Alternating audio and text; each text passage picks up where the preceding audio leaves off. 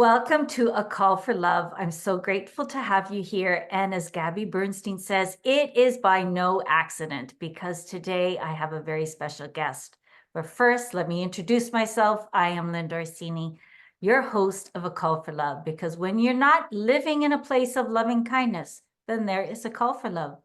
And my mission is really to support people and help them create transformation in their relationships between their thoughts and emotions to find peace and calm and awake your personal power, passion, and purpose. And so I am on this mission, and my guest here today, Sara Troy, is also on this mission.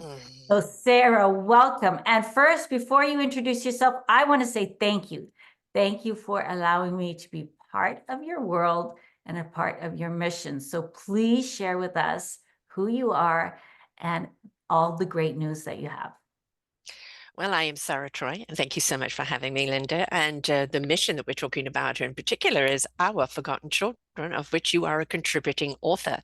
And I thank you so much for being there. There is the book. I haven't got mine yet, folks, but there is the book. Yes, 15 good. authors, including myself, and it is filled with all sorts of things that we need to be aware of in the raising of our children, educating our children, nurturing our families, supporting our parents.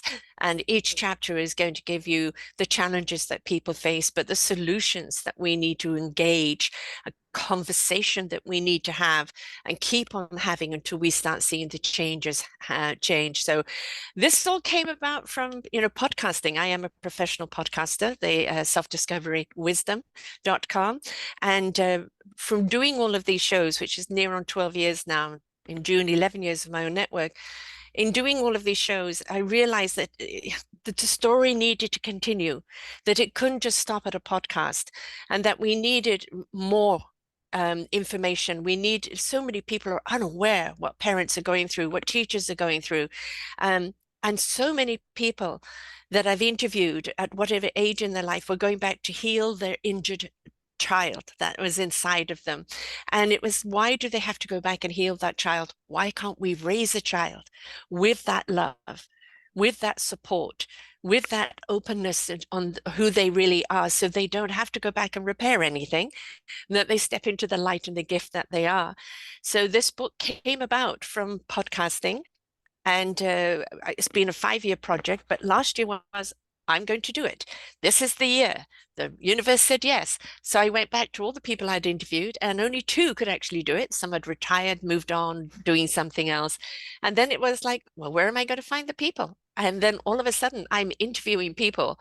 Well, during the interview, you've got to be in the book, because they were perfect for it. And it's like, thank you, universe, for sending me these people and for them agreeing to be a part of it, because I'm very, very proud of this book, what it represents, the conversation that we hope people will have, because of the book clubs where we talked about before when we did the chapter show. Have a book club, read a chapter a week, come back and converse about it, share. The whole thing about this book is sharing the knowledge for you to care, but it's also a supportive book, not only in the tools and the skills and the tips, but also in the fact that all of the money raised goes to each author's organization that is supporting families and children.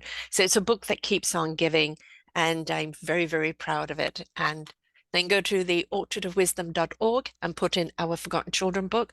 All of the authors come up.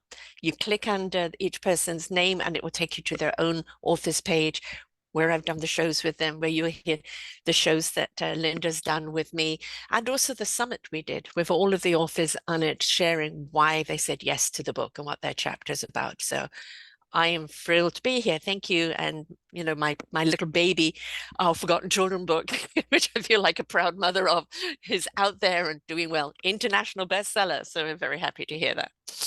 Yeah, and it has a beautiful cover. I'm so happy to have. I know you're waiting for yours. I have several copies, and Yes, I'm no, really thrilled.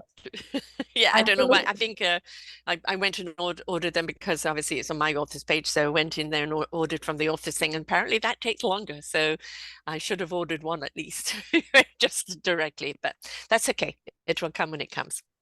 the first shall be last, and the last shall be first. Yes, yes. Doesn't stop me from talking about it, that's for sure. Well, I'm so proud to be chapter 13, and I have shared with it on my website, on my social links. And, you know, it's a real honor to be able to speak to our children who are, Mm. there's some of them are really slipping through the cracks. And your Oh, yes. chapter, it all talks about creating awareness and through self-exploration. And you have Mm. 10 points that you wanted to share. Now, you don't have to share all of them, but if you give us a couple of Oh gosh, highlights. I can't remember what I wrote, darling. It's not in front of me. But I'm one of those organic writers that I just write, and then it's done. So pick a point and I'll talk about it. Okay. Well, I love that it's really succinct because what you have placed your chapter at the end. And because you Yeah. have 14 previous authors, I Mm, love how you really tie it together. You tie it together with self-reflection and compassion and mm, empathy and community and support. You talk about technology, mhm, all those pieces, because our forgotten children is really about how I interpret it as how we can be more mindful and more mhm. present, more Yes, aware and purposeful in supporting and nurturing our children. yes, yes. And no matter how they turn up, I actually had wanted to call the chapter I Weep for the Children of Today. And then I thought maybe a bit too dramatic, so I didn't. But I do. I do. When you're hearing in the news a bunch of teenagers that come together and just go stab someone to death for the thrill of it, or another child taking a AK-7 into a school and just shooting people. When you read that, it's like, oh my God, have we let our children down? They're so disconnected from themselves, from society, from any form of meaning in life, any form of purpose, that they're desperately seeking something in all the wrong ways. And I feel that we need to look at inclusivity. Yes, many of our children are different sexual orientations or binary. That binary, I think, is to tell us that stop looking at each other as his and her, but look at the person of who they are and their essence of who they're being. We love to label and dictate that we must go under those labels instead of looking at the very gift that stands before us and what they have to share. And I think we need to get out of our own way and look at all of our children, all as a society, and be more inclusive and not so dictatorial on what we think we should have and should be, because I don't like that word should. And I certainly don't like people dictating what we need to be, but instead nurture and allow them to discover who they are, what their contribution is, and nurture them along the way so they feel they have a meaningful purpose, where they feel they're a part of a community. They feel seen and heard. And if we don't give them that, what are we doing? We're raising children that are so disconnected.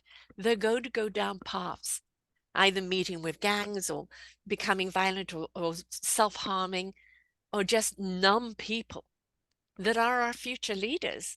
And so if we don't engage in them today, we're going to be weeping tomorrow. When you said that children are having a hard time identifying with their sexuality, and Yeah. I think social media, Mm. um, the economy, people, socialization, we are interpreting people as their shell, especially Yeah. children. And I would like to see, and I know in this book, and you advocate for this as well, that we see beyond the Hmm. shell of the child and Yes. really get to nurture and know who they are in their true essence, which is a beautiful person, a beautiful soul. I have another. Well, I have 18 different genres, and they're broken up so people can go to the genres that really appeals to them. And one of them is raising our gifted children. And I believe that every child is born with a gift, even if they have a challenge, even if they're differently abled. They're still a gift because they're here to teach us. They're here to teach us, stop looking at what I can't do, but look at the essence of who I really am from the inside out. We've been so busy looking at each other from the outside in that we don't take those eyes and look at from the inside out. We also don't know how to present ourselves from the inside out. because we're so busy trying to fit into this box, this persona that society has dictated that we fit into, which we are not meant to fit into at all. There are no boxes, folks, right? Your boxes, we put your shoes in there. That's it. We don't belong in boxes. No, absolutely not. So I think of adults as small children inside. A lot of us haven't healed that inner child wound. And, it Yes. doesn't have to be, people say, oh, inner child wound is so devastating, but really it's unprocessed emotions. That is really Yes. no one's fault. So it's what happened to us as a child is not our fault, but it's our responsibility in our adult life to do the healing. And so Yes. when we heal ourselves, we heal all those around us, and we are better advocates and stewards towards our children. Amen. Absolutely. And I recently wrote my book as well, Sarah's Self-Discovery to Soul Living. And my brother, who's a professional author, kind of did the editing. And he said to me, he said, gosh, there's a lot of loneliness in your book. And I realized, because I let the book, just like I did with my chapter, I let it come out. Then I do the editing and it's done. That's just the way I work. I'm very present in what I need to do in the moment, and then I move on. So I wrote this book, and then it was kind of proverbially on the shelf for a while before I went back and re-edited it and started reading through it again. And it was quite surprising to me of what I kind of revealed to myself, and that thread of loneliness. And loneliness, yes, I was a sickly child, off school for weeks at a time in bed. I've got breakfast, lunch, and dinner. If I had an asthma attack, my mum was there. Otherwise, I was on my own. So I had to use my imagination or go stir crazy, right, from being bedbound. And that obviously affected my education, because out of 12 years of schooling, I maybe completed 6 or 7, but not fully. And I realized the loneliness wasn't just because I was alone there, but the loneliness was because I was so different. I did not fit into anybody else's stereotype. And I was very spiritual. I was a reader right from a child, an intuitive.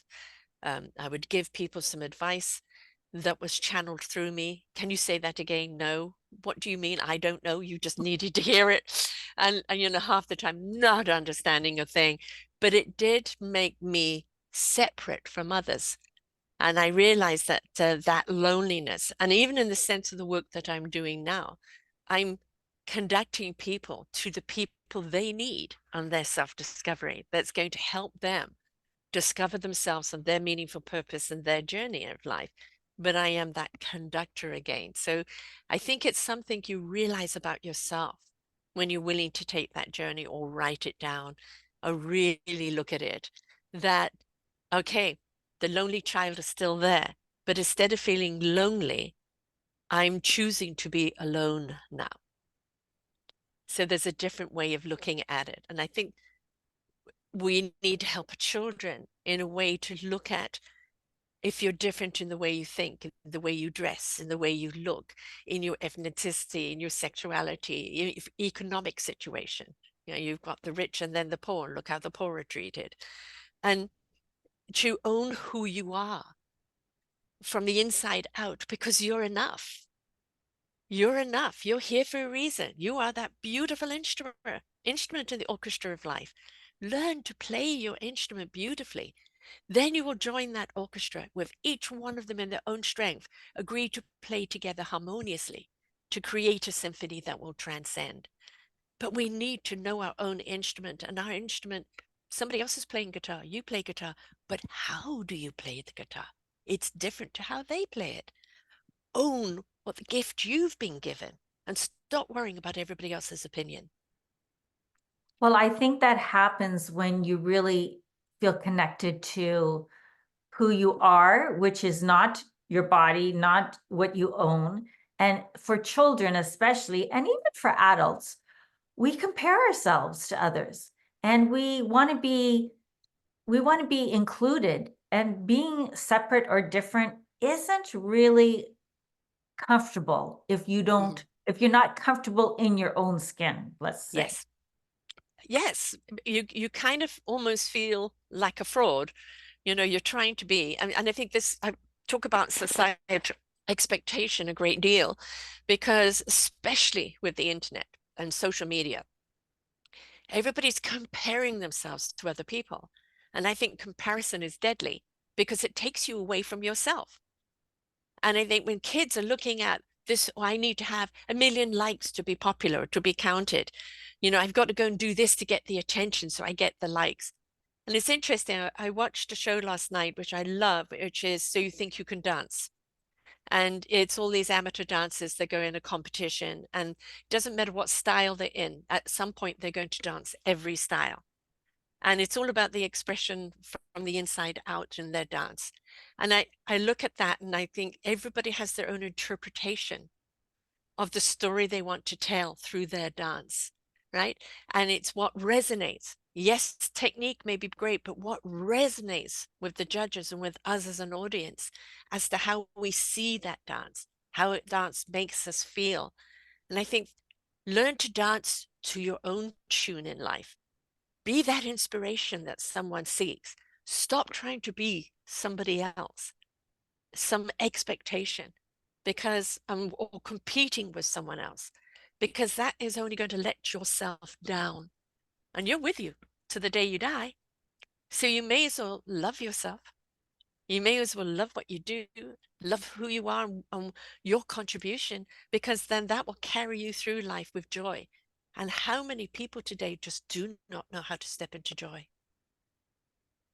Yes, and it makes me think of that quote. It's not exact, but be yourself because everyone else is taken, right? Exactly. You cannot Exactly. you cannot recreate the other person because it's coming from their energy, and we're all different. But uh, I love how you speak to joy, because that's what I talk a lot about, especially in my course and with my clients. Joy and love being the highest vibrations. Mm-hmm, And mm-hmm, most of us are not working from that place. And one mm-hmm. person asked me, what's the difference between energy and vibration? Vibration is the frequency and the quality. And so are we joyful the odd time, or are we really stepping and noticing our joy, just being here, being energy, being connected to others? And that there's different levels of joy. Wake up, thank you, gratitude, joy. I have another day before me. All right, another day of wonderment, another day of contribution. And then there's other moments, like I've got two baby grandsons, and there's those moments that they do, oh, they do something with that kind of joy, the way they warm your heart, and just the simplicity of little things they do that bring them such joy, that bring you joy. So it's not like I have to step into joy and be happy all the time. There's different types of joy, different types of love, different types of connection. And it's like not one size fits all, right? Oh, for sure. I think that joy, I know when things are in flow and quite easy, that I'm in alignment, and I'm in Mhm. alignment with joy. Joy comes a lot easier. And really, how do you feel that we can help instill that in our children? By being joy. Our children mimic us, right? They're constantly looking at their parents as guidance to discover themselves. So if we step into joy, now, what I say that emotions are there for a reason. They're to indicate how you feel. Teach our children to understand, why do they feel mad right now? Why do they feel sad right now? Well, what's making you feel so glad right now? And to acknowledge those emotions so they don't get stuck in the emotion without understanding what that emotion is coming from. Acknowledge it. The same with us. Mommy's having a bad day, or mommy's just upset right now. Not anything to do with you. I could do with a hug that's going to help. Empower the kids to feel they're a part of healing you too, or bringing you joy. Be inclusive, because it's really, really important that you do. And I think that just be yourself. As you said, everyone else is taken, and be yourself of who you are today. And if you're still a work in process because you've redirected in your life, don't worry about what you're going to be tomorrow. Just worry about who you are today. And it's okay to be vulnerable. It's okay to be flawsome. Have a flaw. It's okay. And you're letting your children know that it's okay for them to be different, to be unique, to be themselves. They're enough for who they are. Don't go, but your brother doesn't do that. Why can't you do it like your brother? Your brother is different, right? This is what your brother does well. What do you do well? You do that well, right? Don't do that comparison, because then there's resentment and the jealousy and competitiveness, and that can lead to disconnect. So I think it's be the love, be the joy, be the peace. Show them how you are seeking in life, and show them how to seek and recognize life on their journey. I think that's why I'm such an advocate for, I was with children for over 30 years, and now I'm really purposefully supporting the adults, the caregivers, the grandparents, Mm, the teachers, because it begins with us. We can't yes, give what we don't have. And I love that other quote, don't do what I say, do as I do. yes, And so we have yes. to set that example. And of course, social media with comparison does not help, but we can set healthy boundaries and teach our children to set healthy boundaries. It's understanding that it's, social media is an algorithm, so are we. What we put out is what we're going to attract. What we respond to is what we're going to get back. Choose what you respond to. When somebody posts something joyful, or somebody is in need of joy, be there to give them that joy, that support. That kind of algorithm will grow within you, and obviously in the social media as well. So be careful what you seed and what you water and what you nurture, because if you're going to get weeds, you planted them, right? Absolutely. They're just like little sponges learning and Yes, coming off of us. yes, yes. And they watch you like a hawk. As a grandmother, I've got more time to really be present with my grandchildren, to really watch them, because I'm not the mother, trying to do 20 million things in one day. When my daughter had her first son, she said to me, Mom, how did you do it with three of you? And I said, I don't know. I just did it. Well, how do you remember this or that? And I said, because they stood out. These events or this thing stood out. Otherwise, it was the humdrum, fed, schooled, watered, this, that, diaper changes and all of that. You're so caught up into the routine of life that you don't pay attention until something is really kind of extraordinary or totally different. And I think today, because we have brilliant cameras on our phones. I mean, my daughter and her husband are constantly catching little videos or little, photographs. And I've got thousands of photographs of my grandchildren on my phone. I just keep clicking because to capture that moment. And I think that is a wonderful way of reminding yourself, go back and revisit those pictures, and just anytime you're feeling down and like, the joy that they give you will find its way back in. But we can document all of that today, whereas back in my day, it was photographs and wait for them to get developed and realize you cut somebody's head off. Now it's instant. And that's one beautiful thing about technology, is that it is instant and it can be instantly shared. Yeah. Oh, I do love that. I love that aspect of technology. It's really joyful because it's actually reduced the distance between people. Yes. You could go Yes. away and I don't have that same missing as people because, Mm. well, I have an iPhone and I can FaceTime them or I Yeah. can WhatsApp video. I mean, there's so many ways to Yes. be present. And Yes. that's really good even for our children too, when parents are busy or they are traveling for work, that Hmm. they can still, kind of get tucked in at night and all those things. But I loved when we had our discussion, because I was on your podcast Hmm. and your channel, that we talked about how to really nurture the well-being of our children. Yes. And yeah, and I mean, isn't that the most important thing to do? absolutely. It's yes, we feed and clothe and look after the exterior and help them grow, absolutely.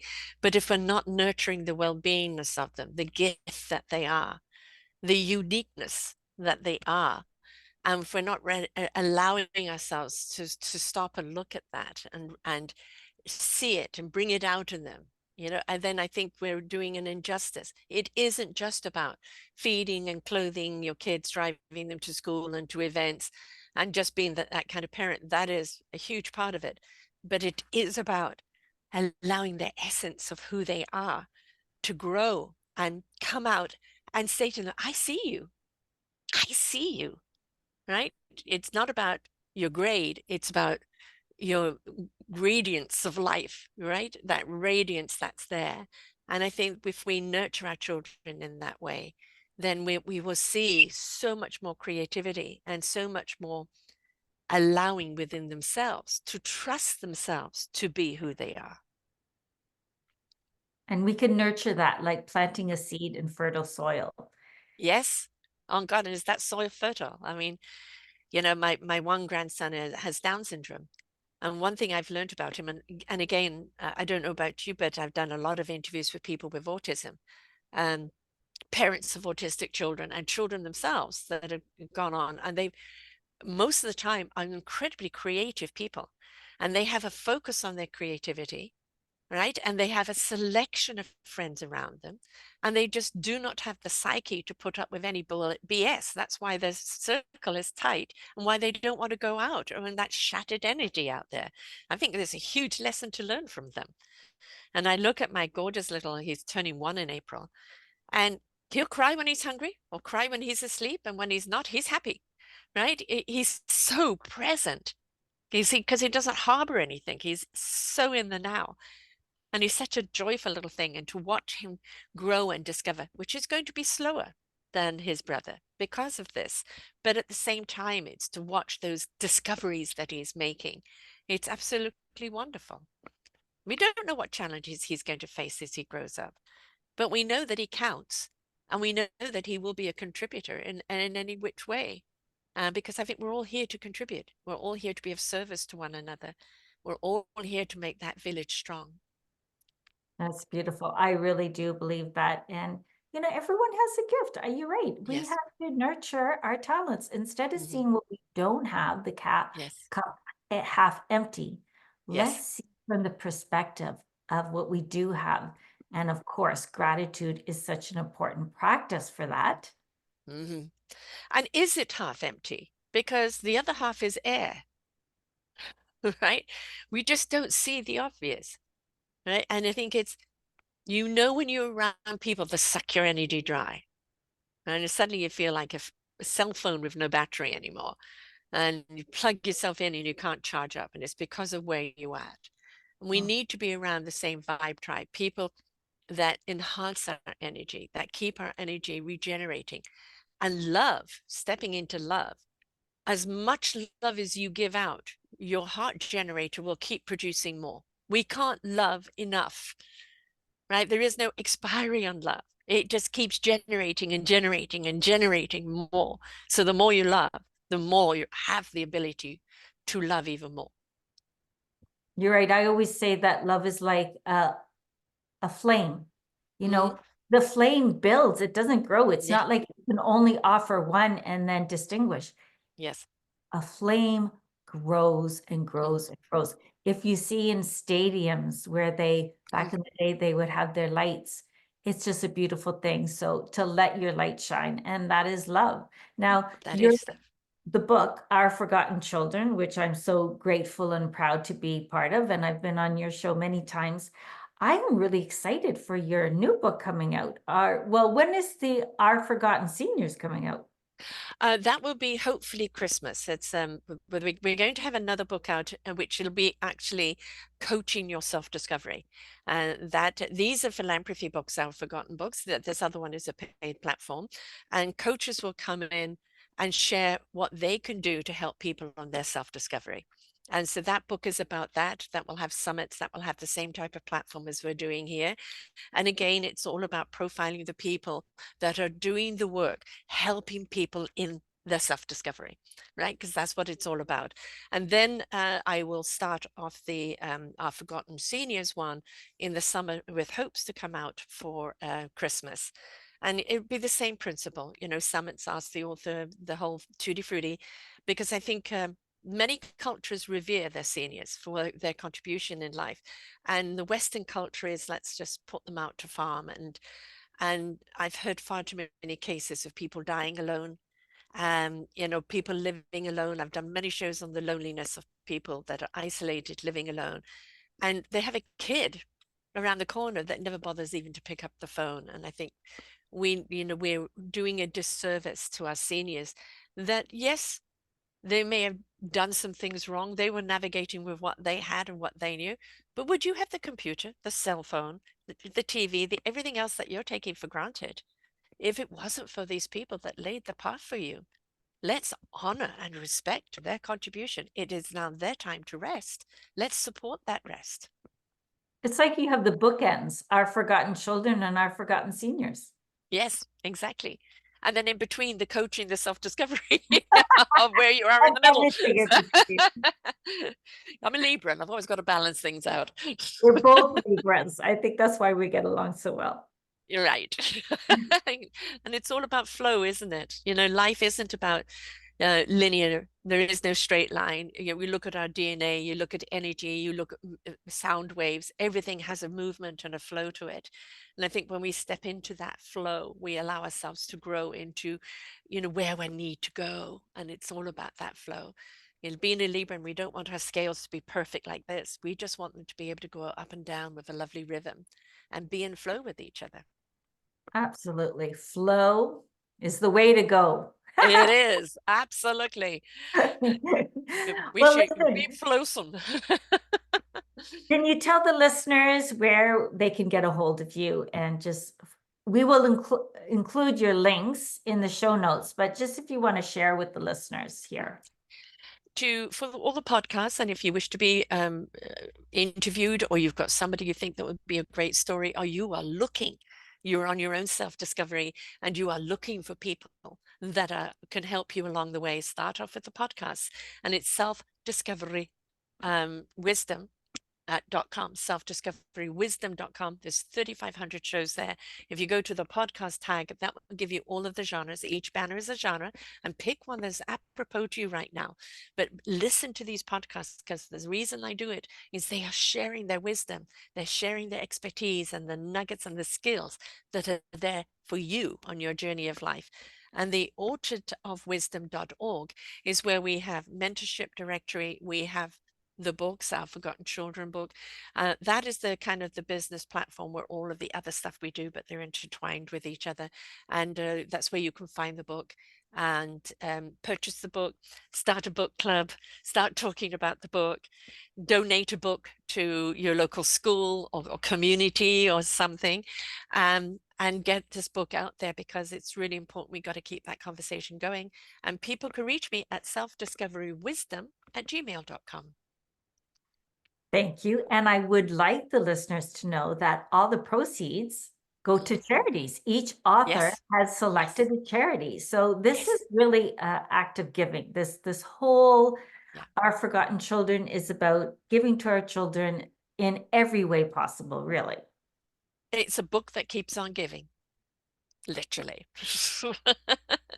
So it's giving the wisdom, it's giving the community support, and then it is through the money supporting those organizations that are already tirelessly working to support families and children. So it is a book that just keeps on giving. And as I said, next year will be book 2 on Our Forgotten Children.